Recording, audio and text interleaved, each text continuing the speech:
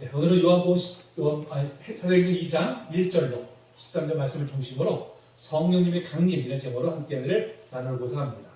자, 오늘은 교회력으로 성령 강림절이죠. 성령 강림절을 오늘 이제 지키고 있습니다. 오늘 말씀을 통해서 성령 강림절의 의미를 함께 살펴보면서 주시는 은혜를 나누도록 하겠습니다. 자, 예수님께서 승천하시면서 제자들에게 무엇을 보내줄 것을 약속하셨죠? 성령을 약속하셨죠. 그래서 약속된 성령을 받기 위해서 예루살렘을 떠나지 말고 기다리라고 이제 명하셨습니다. 그리고 이제 성령을 받은 후에 그들이 감당해야 될 사명을 주셨어요. 자, 어떤 사명이죠? 어떤 사명? 사도행전 1장 8절 말씀입니다. 읽어볼까요? 시작. 성령이 너에게 임하시면 너희가 권능을 받고 예루살렘과 온 유대와 사마리아와 땅 끝까지 이르러 내 증인이 되리라 하시니라. 아멘. 성령이 임하시게 되면 권능을 받아서 온 세상에 복음의 증인이 되는 그런 사명을 이제 주셨습니다. 자, 이 이제 사명을 받은 제자들, 이제 120명의 성도들이 다 함께 마가의 다락방에 모여가지고 간절한 마음으로, 한 마음으로 이제 기도했습니다. 자, 며칠 동안 모여서 기도했을까요? 며칠 동안? 열흘 동안. 그렇죠? 열흘 동안 합심해서 기도했습니다. 자, 이렇게 기도하던 중에 드디어 이제 오순절 날이 이르게 되었고요. 바로 이날 성령께서 강력하게 임하십니다. 오늘 1절 말씀하죠. 오순절 날이 이미 이름에 그들이 다 한 곳에 모였다니 말씀하고 있죠. 그래서 모였다니는 헬라어 시대로는 현재형이에요. 그러니까 그날 당일 일수만 모인 것이 아니라 모인 상태에서 계속해서 머무르다는 뜻이죠. 계속해서 그들이 이제 다락방에 모여서 무엇을 했습니까? 기도했죠. 오직 마음을 같이 해서 기도에 힘을 썼습니다. 사실 여러분 생각해 보세요. 열흘 동안 이 좁디 좁은 다락방에 무려 120명의 사람들이 함께 모여서 기도한다는 것.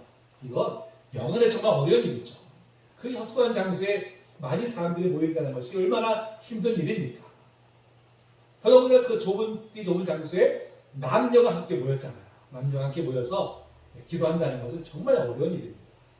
그럼에도 그들은 그런 환경을 뛰어넘어서 아멘. 성령께서 임하실 것을 사모하면서 이제 아멘. 간절히 간구를 했습니다. 아멘. 자, 이렇게 기도에 전념했던 제자들에게 바로 놀라운 일이 일어나죠. 오늘 2절부터 4절에 보니까 어떻게 했습니까? 성령이 임하시는데 어떻게 임하셨어요?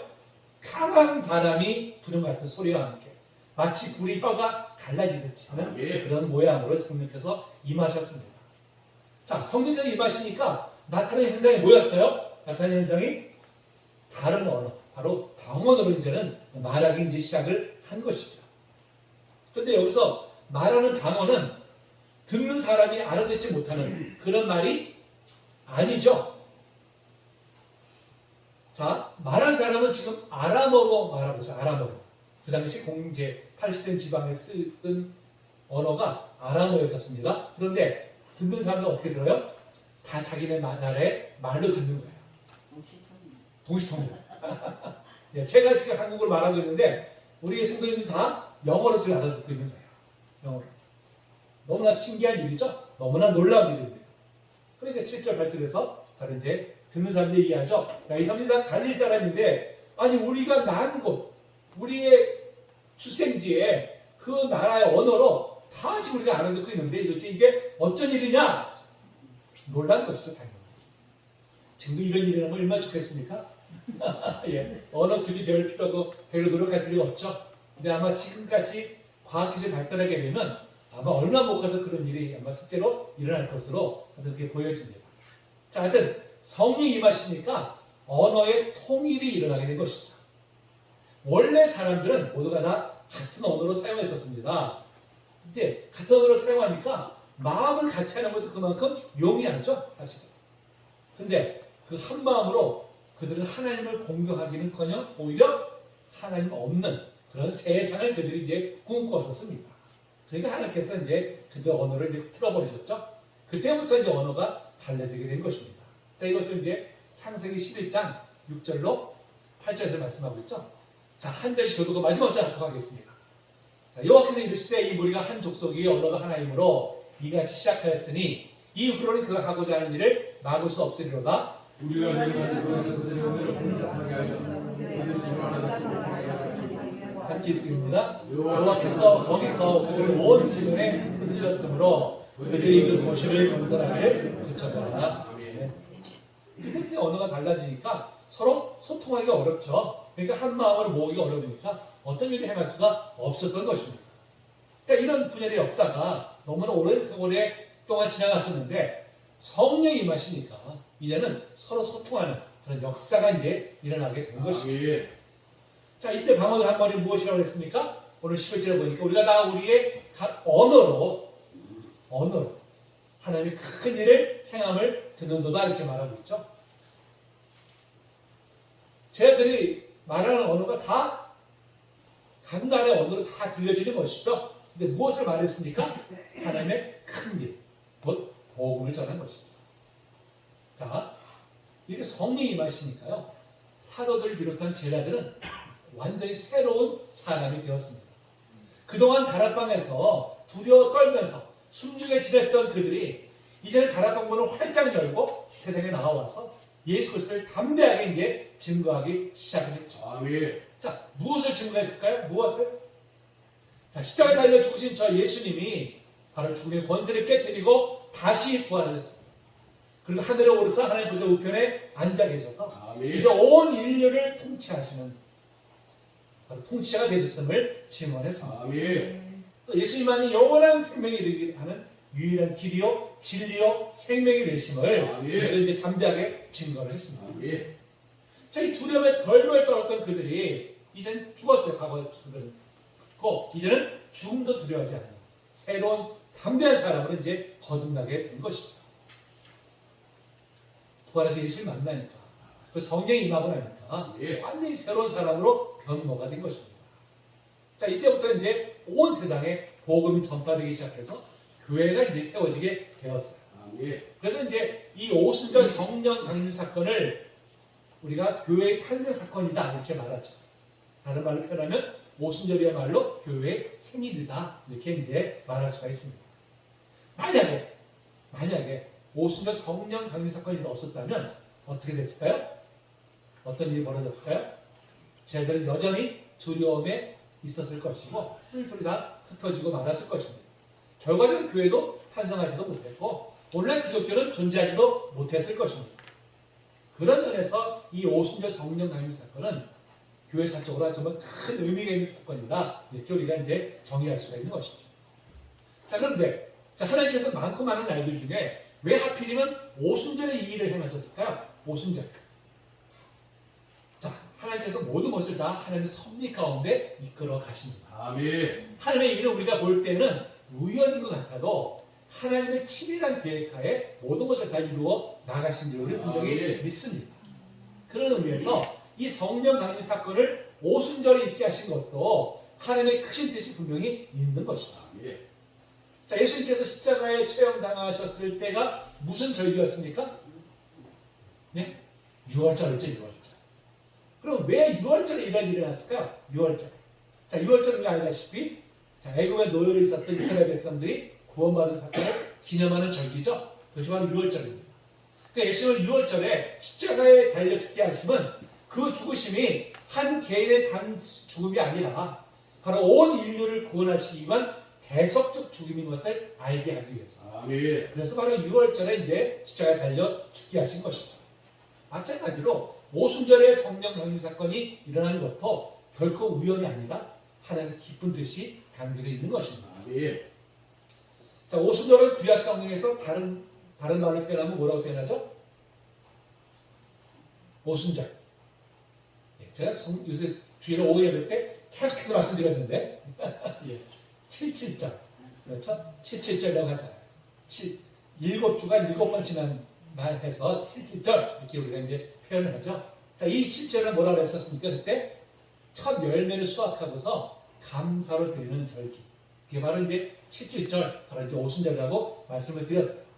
첫 열매 맺을 때는 무엇입니까? 그 이후로 계속해서 이제 많은 열매가 이제 맺어지게 되는 서곡을 알리는 바로 이제 그런 절기죠. 그것은. 첫 열매 수확하면서 이제 앞으로 계속해서 행해질 수확에 대한 기대로 하나님 앞에 이제 감사로 이제 올려드리는 것이 바로 7.7절입니다. 아울러 오순절은 이스라엘 백성들이 출애굽해서 하나님께서 주시는 계명을 받은 날이기도 해요. 자, 애굽에서 유월절 예식을 마치고 탈출한 이 이스라엘 백성들이 시내산에 도착하게 됩니다. 자, 출애굽기 19장 1절이죠? 읽어볼까요? 시작. 이스라엘 자손이 애굽 땅을 떠난 지 3개월이 되는 날 그들이 시내 광야에 이르니라. 아멘. 그래서 3개월이라는 것은 달수로 3개월이에요. 달수로. 실제 날짜를 따지면 50일입니다. 50일 경과날. 그러니까 6월절에 애굽에서 나와가지고 오순절에 시내산에 도착을 한 것이죠. 이렇게 이제 오순절 때 50일 만에 시내산에 도착한 바로 이스라엘 하나님께서는 모세를 통해서 율법을 주시고 언약을 맺으시죠. 자, 출애굽기 19장 3절부터 우리 한 절씩 교독할까요? 제가 먼저 읽겠습니다. 모세가 하나님 앞에 올라가니 여호와께서 산에서 그를 불러 말씀하시되 너는 이같이 야곱의 집에 말하고 이스라엘 자손들에게 말하라. 내가 애굽 사람들에게 너의 친구와 내가 너의 목숨이라고 내게 인도했음을 너희가 보았느니라. 세계가 다 내게 속하였나니 너희가 내 말을 잘 듣고 내 언약을 지키면 너희는 모든 민족 중에서 내 소유가 되겠고 너희가 나에게 대하여 제사를 나라되며 모든 백성이 되리라. 너는 이 말을 너희의 제사 중에 잘 지키라. 아멘. 네. 자, 이제 이스라엘 백성들은 더 이상 애굽의 노예가 아니라 하나님의 백성으로 바로 이제 거듭나게 되었죠. 그래서 이스라엘 백성들에게 오순절은 뭡니까? 첫 열매를 수확하는 것에 대한 감사뿐만이 아니라 바로 하나님 나라의 언약 백성으로 거듭난 것을 감사하면서 지키는 절기. 바로 그것이 이제 오순절인 것이죠. 이를 볼 때, 이 성령 강림 사건이 오순절에 일어난 것은 무엇보다도 주님께서 그 이전에 행하신 그 모든 구원 사역의 열매를 추수하기 시작한다는 그런 뜻을 담고 있는 것이다. 이렇게 이제 할 수가 있습니다. 자, 주님께서 육신을 입고 이 땅에 오신 것은 씨앗을 뿌린 것이죠. 아멘. 30년 동안 나사렛에서 청년으로 성장하신 것은 씨앗이 나무로 성장하는 과정이었습니다. 공생의 3년 동안 하나님 나라를 가르치신 것은 꽃을 피우고 열매를 맺는 과정이었죠. 그리고 십자가에서 죽으시고 부활해서 승천하신 것은 열매로 무르익는 과정이었습니다. 이제 오순절에 성령이 임하시면 제자들이 이제 그 첫 열매를 손에 얻은 것이다. 이것을 이제 보여준 것이죠. 자, 이를 볼 때 성령의 임재야말로 그들이 받은 가장 귀한 열매라고 할 수가 있습니다. 왜 성령의 임재가 가장 귀한 열매일까요? 무엇 때문에? 무엇보다도 성령이 임하심으로 우리가 예수님이 우리의 구주이심을 믿고 고백하게 되었기 때문이죠. 아멘. 자, 고린도전서 12장 3절 말씀입니다. 읽어볼까요? 시작. 하나님의 원하는 자는 예수를 저주하자 하지 아니하고 성경으로 아니하고는 누구든지 예수를 주시라 할 수 없느니라. 아멘. 우리가 예수님을 구주로 믿고 고백하게 된 것은 우리가 내가 스스로 깨닫고 고백한 것처럼 여겨지지만 사실은 성령께서 우리를 깨닫게 하시고 우리를 주셨기 때문입니다. 아멘. 또한 예수를 구주로 믿는 사람은 누구나 다 이제 성령의 인도함을 따라서 살 수 있게 되었어요. 그리고 성령의 임재로 살아가는 성도에게 성령께서는 성령의 열매를 맺게 하십니다. 아멘. 성령의 열매는 무엇일까요? 갈라디아서 5장 22절, 23절이죠. 읽어볼까요? 시작. 성령의 열매는 사랑과 희락과 화평과 오래 참음과 자비와 양성과 충성과 온유와 절제니 이 같은 것을 금지할 법이 없느니라. 아멘. 성령의 열매죠. 성령께서 우리 안에 임재하셔서 우리 안에 맺게 하신 열매. 이것이 바로 성령의 열매입니다. 우리 성도님들이 성령의 열매를 얼마나 풍성하게 맺고 계십니까? 풍성하게 맺고 계시죠? 아멘. 아멘. 한 분밖에 안 계시네요. 자, 이 모든 것이 성령께서 임하심으로 거듭난 사람들이 누리는 열매입니다. 그때 우리 삶에 있어서 가장 큰 열매가 뭐라고요? 성령이 임하시는 것입니다. 자, 그럼 성령은 도대체 어떤 분이실까요? 어떤 분이실까요? 사실 성령만큼 많은 오해를 받는 분이 없어요. 오늘날까지 성령론에 대해서 의견이 사실 분분합니다. 그러다 보니까 잘못된 견해를 가지고 있는 사람들이 너무나 많아요. 어떤 사람들은 성령을 그냥 영적인 에너지다 이렇게 여기는 사람들이 있어요. 어떤 사람들은 성령을 우주적인 그냥 기운이다 이렇게 또 여깁니다. 또 어떤 사람은 성령을 그냥 기적을 일으키는 능력 그냥 이렇게 그냥 생각하기도 하죠. 여러분 그것은 성령을 잘못 오해하고 있는 것이죠. 여러분 성령은 어떤 분이십니까? 성령은 하나님이시죠. 그렇죠? 삼일째 하나님 중에 한 위격이신 거룩하시고 전능하신 하나님이십니다. 그리고 성령은 인격이세요. 스스로 모든 것을 판단하시고 결정하고 선택하십니다. 기뻐하시고 또 탄식하시고 분노하고 용서하시는 분이시죠.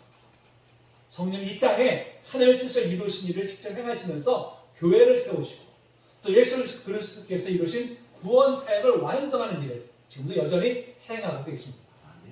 이것이 이분이 바로 성령님이세요.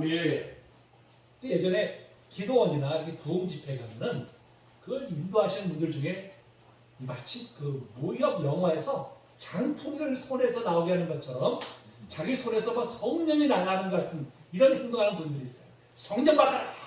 성령 받아라! 이러면서 그럼 자기를 다 뒤로 넘어져요. 이게 도대체 뭐 하는 짓들인가? 그럴 때마다 이제 그 참석하면 막 그 화가 나, 분노가 나. 아니 성령님이 우리 수호합니까? 자기가 보내면 막 성령이 가고 자기가 손에서 나가라고 나가고 그런 분입니까? 우리가 성령의 도구지 성령이 우리가 도구 아니죠. 성령은 하나님이십니다. 그건 정말 하나님을 모독하는 행위예요. 근데 또 너무나 많은 성도님들이 거기에 또 아멘 아멘 하고서 이제 은혜 받는다고 쫓아다니고 해요. 여러분 절대 그런 집회 가지 마세요. 그건 잘못된 겁니다. 성령님은 하나님이세요. 우리가 높여드려야 될 뿐이고요. 우리는 그분의 도구로 쓰임받는 것에 감사하는 것이지 그분이 우리의 도구가 절대 아니라는 것. 우리가 분명히 알아야 됩니다. 자, 오늘 본문에 성령이 나타나실 때 자, 강한 바람이 불고 불의 혀처럼 임하셨다고 말씀하고 있죠. 자, 이렇게 임하실 뜻이 무엇일까요? 자, 먼저 강한 바람이 불어오는 것. 자, 히브리어로 이 영이 루아흐인데요. 이게 원래 뜻을 보면 바람, 숨 이걸 뜻합니다. 그러니까 성령을 가리켜서 바람, 숨이라고 하는 용어가 똑같은 용어를 쓰고 있어요. 자, 그 이유가 무엇인가요? 그 이유가 몇 가지 말씀드릴 텐데 성령은 무엇보다도 바람처럼 또 공기처럼 온 우주에 충만한 분이시기 때문에 그렇습니다. 자, 시편 149편 7절부터 우리 한 절씩 교독하겠습니다. 내가 주의 영을 떠나 어디로 가며 주의 앞에서 어디로 피하리까?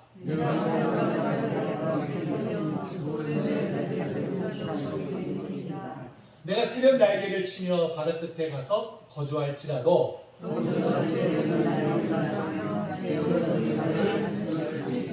네, 그렇죠. 주의 영, 성령께서는요 온 우주에 충만하신 분이십니다. 그래서 바람으로 비유하는 거예요. 또 두 번째는 성령은 바람처럼 우리가 통제하거나 조절할 수 있는 분이 아니기 때문에 그렇죠. 자, 요한복음 3장 8절 말씀입니다. 읽어볼까요? 시작. 바람이 임의로 불 때 우리가 그 소리를 들어도 어디서 왔어? 어디 가는지 알지 못하느니 성령 난 사람도 다 그러하니라. 아멘. 그렇죠. 여러분 우리가 바람을 조정할 수 있습니까? 못하죠? 마찬가지로 성령도 우리가 조정할 수가 없어요.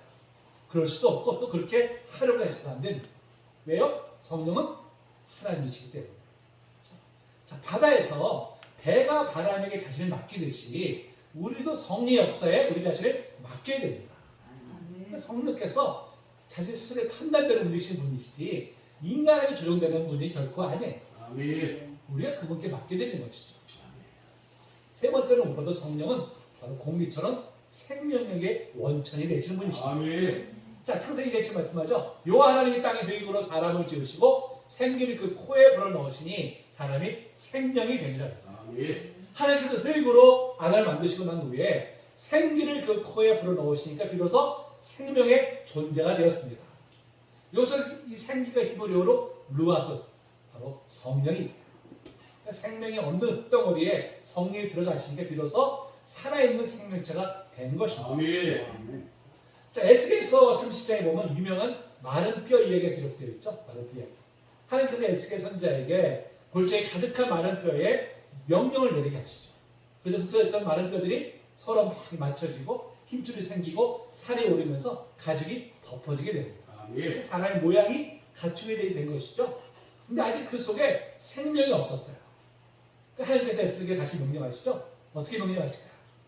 읽어봅니다. 시작.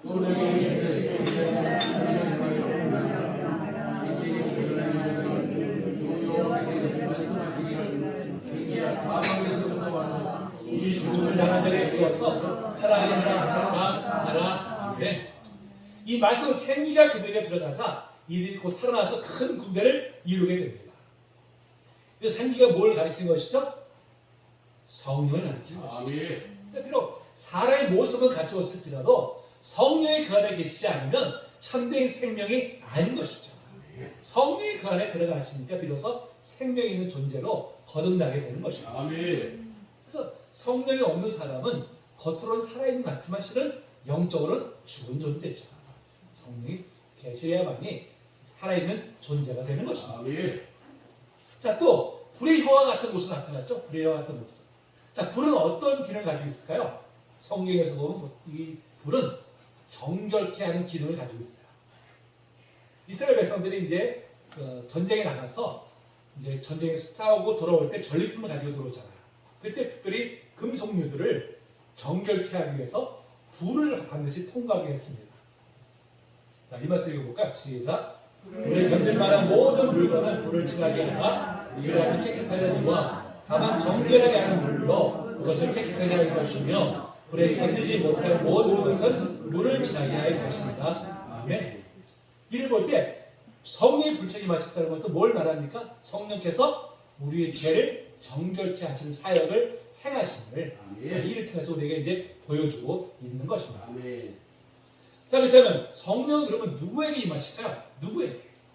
자, 사도행 2장 17절, 18절입니다. 읽어봅니다. 시작. 하나님 말씀하시기를 말세 내가 나의 영을 내어 모든 죄에 부어주리니 너희 자녀들은 예언할 것이요 너희 젊은이는 환상을 보고 너희 늙은이들은 꿈을 꾸리라. 그때 내가 내 영을 내 남종과 여종들에게 부어주리니 그들이 예언할 것이요. 아멘. 자, 예루살렘 있던 사람들이 사도들과 제자들이 일어난 일로 해서 놀라워하니까 베드로 사도가 이제 바로 요엘 선지자의 말씀을 인용하면서 이 일이 오늘 성취되었다고 이제 선포를 합니다. 자, 17절에 보니까 하나님께서 말세에 모든 육체에 성령을 부어주실 것이라 이렇게 말씀하시죠. 자, 말세는 뭐예요? 언제입니까? 우리 보통 말세라면 언제 얘기해요? 종말을 의미하죠. 인류의 종말을 의미하는데 성경은 말세를 인류의 종말을 의미하는 것이 아니라 결정적인 구원의 역사가 일어날 때 그때를 바로 말세라고 선포하고 있어요. 자, 히브리서 1장 1절에 보니까 이 모든 날 마지막에는 아들을 통하여 우리에게 말씀하셨으니 이 아들을 만유의 상주자로 세우시고 또 그를 말미암아 모든 세계를 지으셨다고 말씀하고 있죠. 여기서 이 모든 날 마지막이 말세예요. 그것이 바로 그것이 말세입니다. 자, 예수님께서 하나님의 뜻에 따라서 이 땅에 오신 것을 가리켜서 말세라고 표현하고 있죠. 말세라고. 이를 볼 때 성경에서 말씀하는 말세는 예수님의 초림과 재림 사이의 기간, 그 모든 기간을 말하는 것입니다. 그러면서 우리는 지금 어느 때를 살아가고 있어요? 말세의 때를 우리가 지금 살아가고 있는 것이죠. 근데 구약 시대에는 하나님께서 특별한 사역을 위해서 들어쓰시는 사람에게만 성령이 한 시절 임했다가 그 사역이 마치게 되면 다 성령이 떠나가셨어요. 그것이 구약 시대의 성령의 역사였었습니다. 그런데 이 말세 때는 어떻게 된다고요? 말세 때는 주님의 은혜를 사모하는 모든 사람들에게 성령께서 임하시게 된다는 것입니다. 아멘. 여기가 이 모든 애는 종족이나 피부색이나 남녀노소의 차별이 있을까요? 없습니다. 빈부나 학식이 많고 적음에도 차별을 두지 않습니다. 말 그대로 누구에게 성령이 임하심으로 새로운 사람으로 거듭나게 하신다는 것이죠. 아멘. 이 말씀대로 이제 이스라엘 백성들 뿐만이 아니라 전에 하나님을 알지 못했던 이방인들도 성령을 받게 되었어요. 사마리아 사람들이 복음을 받고 사도들이 기도하니까 그들 위해 성령이 임하시게 됩니다.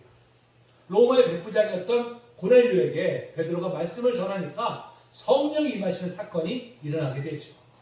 이방인들도 이제 성령을 받고 하나님 나라의 백성이 되는 길이 활짝 열리게 된 것입니다. 우리도 또한 아무 자격도 없지만 성령이 우리에게 임하셔서 아멘. 하나님 나라의 백성이 된 줄로 믿습니다. 아멘. 자, 계속해서 2장 17절에 보면 성령이 임하시게 되면 예언을 하게 되고 환상과 꿈을 보게 될 것이다 이렇게 말씀합니다. 우리는 보통 이 예언, 환상, 꿈하면 뭔가 좀 특별한 현상을 생각하잖아요. 특별한 현상으로. 그렇게 생각하는 경향들이 있는데 그런 것들이 아닙니다. 그래서 예언은 뭐예요? 하나님의 말씀을 전하는 것이죠. 전에는 세상의 가치를 말하던 사람들이 성령이 임하시게 되니까 가치관이 변화되었어요. 이제 그 입에서 뭐가 나와요? 하나님의 진리를 말하게 되는 것이죠. 전에는 온통 이제 세상적인 세계 가치관만 얘기했던 사람들이 이제 성령이 임하시고 나니까 이제 하나님 나라의 가치관을 그 입에서 이제 나오게 된다는 것이죠. 그게 바로 예언하는 뜻이에요. 어린아이들이 하나님의 진리를 말하고 젊은이들이 거룩한 일을 소망하고 노인들이 영원한 것을 꿈꾸게 됩니다. 그게 바로 여기서 말씀하는 환생한 꿈이에요. 뭐가 특별한 것은 남들이 보지 못하는 걸 내가 봤다. 그런 현상이 아니라 우리가 이제는 어떻게 해요? 하나님 나라의 영원한 나라에 소망을 가진 꿈으로 가득 찬 그런 사람으로 우리가 변모가 된다는 것입니다. 지금까지 보지 못했던 새로운 세상을 보았으니까 이제 새로운 것을 말하고 꿈꾸고 새로운 삶을 살게 된 것이죠. 이전엔 세상을 쫓던 삶 속에서 전혀 경험하지 못했던 그 하나님 나라를 이제 경험하고 나니까요. 이제 우리가 전과는 전혀 다른 새로운 인생을 우리가 이제 살아가게 되는 것입니다. 저는 세상적인 가치관을 쫓아가는 인생이 이제 하나님 나라의 가치관을 쫓아가는 인생으로 변화됩니다. 돈과 명예와 탐욕을 추구하는 인생이 이 모든 것이 다 헛될 것이라는 깨닫게 되죠. 시기와 분쟁과 교만의 사람이 겸손과 인내와 자중의 사람으로 변화됩니다. 소망이 없던 인생이 이제 소망으로 가득 찬 인생으로 변화됩니다. 여러분 이렇게 변화되는 것이 바로 이게 신비죠. 이게 바로 기적입니다. 제가 늘 말씀드리지만 이 세상에서 가장 큰 기적이 무엇입니까? 사람이 변화되는 것이죠. 사람이 변화되는 것. 근데 기적은 누가 행해요? 내가 행합니까? 하나님이 행하시죠. 때문에 사람이 변화시키는 것도 하나님께서 행하신 일이에요. 그러니까 정말 그 어떤 일로도 변화될 것 같지 않았던 사람이 성령이 임하시고 나니까 완전히 새로운 사람으로 변화돼요. 우리가 얼마나 놀랍니까? 이 세상에 저 사람은 정말 변화될 것 같지 않았던 사람인데 어떻게 저게 변화됐지? 성령이 임하시니까. 바로 그런 변화가 일어난 것이죠. 여러분 멀리 있습니까? 내가 변화됐잖아요. 그렇죠? 나 같은 사람도 성령이 임하시고 나니까 변화되잖아요. 얼마나 놀라운 일입니까? 우리 성도님들 이런 성령의 역사, 변화의 역사를 경험하고 계신 줄로 믿습니다. 네. 근데 사실 성령이 임하실 때 어떤 사람은 강력한 그 인지의 경험을 하는 사람들이 있어요. 정말 특별한 경험을. 근데 어떤 사람들은 또 잘 인지하지 못할 때도 있습니다. 그러다 보니까 내가 성령 받은 거 맞나? 이렇게 생각할 때가 사실 있어요. 그러면 어떻게 내가 성령의 인재를 증명할 수 있을까요? 무엇으로? 네? 하나님 믿는 것. 그렇죠. 근데 그렇죠. 하나님 믿게 되는 것. 그렇다면 그것도 성령이 임하시니까 우리가 하나님을 믿게 된 것이죠. 어떻게 우리가 믿어집니까? 우리는 그냥 믿어지잖아요. 그냥 믿어져. 예전 같으면 전혀 믿어질 것 같지 않았는데 어느 순간 믿어지게 되었어요. 이게 다 뭐예요? 성령이 임하신 증거죠. 무엇보다도 우리 삶의 변화의 열매가 열려졌을 때 우리는 그를 통해서 내 안에 성령이 계시구나 하는 걸 우리가 이제 확신할 수가 있는 것입니다. 만약에 우리가 신앙생활을 하고 있는데도 이런 경험이 없다면요, 우리가 성령의 강력한 인자를 사모하면서 기도해야 됩니다. 성령님 저에게 임하셔서 저를 변화시켜 주시옵소서. 기도해야 되죠. 근데 과거에 이러한 경험들이 분명히 있었는데 어느 생을 슬그머니 잃어버린 채 신앙생활을 우리가 하고 있을 수도 있죠. 자, 성경은 성령을 소멸치 말라고 말씀하세요. 이 소멸치 말라는 말씀은 성령이 우리를 떠난다는 뜻이 아니라 성령의 인자를 경험하지 못한다는 뜻입니다. 그럼 어떻게 되겠어 우리가? 언제부터 그런 일을 우리가 깨닫고 회개해야겠죠. 회개해야겠죠. 하나님 성령님 다시 오셔서 저를 다스려 주시옵소서. 이렇게 기도할 때 성령의 능력을 다시 힘입고 하나님께 기뻐하신 삶으로 우리가 살아야 될 줄로 믿습니다. 다윗이 이제 우리아의 아내인 그 바세바를 범하는 죄를 저질렀어요. 나사 선지자가 와서 책망을 하죠. 그때 고백한 시가 시편 51편입니다. 자, 그 하나님 앞에 자신의 죄를 참여하면서 무엇보다도 이렇게 기도했어요. 읽어볼까요? 시작.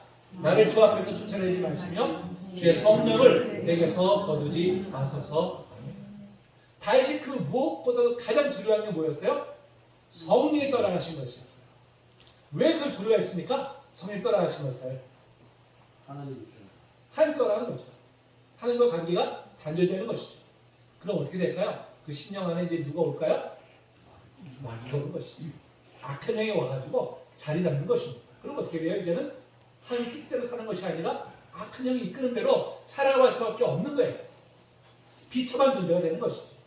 그래서 다윗이 그것을 두려워해서 제발 성령은 나에게 떠나가지 않게 하옵소서. 아멘. 간구를 했던 것입니다. 아멘. 우리 무엇보다도 성령께서 우리의 심령을 온전히 주장하시도록 아멘. 우리는 늘 기도해야 되죠. 아멘.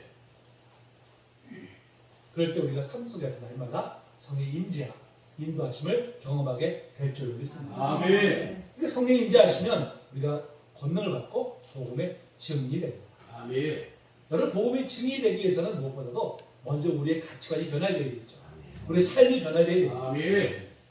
그럴 때 내가 만난 주님을 우리가 입을 열어서 또 우리의 삶으로서 우리가 담대히 증거하게 됩니다. 아멘. 제 성령의 권능으로 우리가 복음을 힘써 우리의 증거함으로 하나님 나라를 이루어가는 우리 성령 되시기를 축복합니다. 아멘. 자, 이 말씀 마칠 텐데요. 성령이 우리를 성전 삼아서 우리 안에 거하시고 우리를 하나님으로 인도해 주십니다. 아멘. 우리 모두를 구원의 완성이 자리까지 반드시 우리를 이끌어 주세요. 아멘. 우리 무엇보다도 성령과 늘 동행하는 우리가 삶을 살아야 합니다. 아멘. 우리 성령님과 동행하고 계십니까? 아멘. 그렇죠. 성령과 동행하는 은혜를 간절히 구함으로 날마다 성령이 주신 은혜를 충만히 누리는 우리 모두가 되시기를 주님의 이름으로 축복합니다. 아멘. 우리 찬양하시고 함께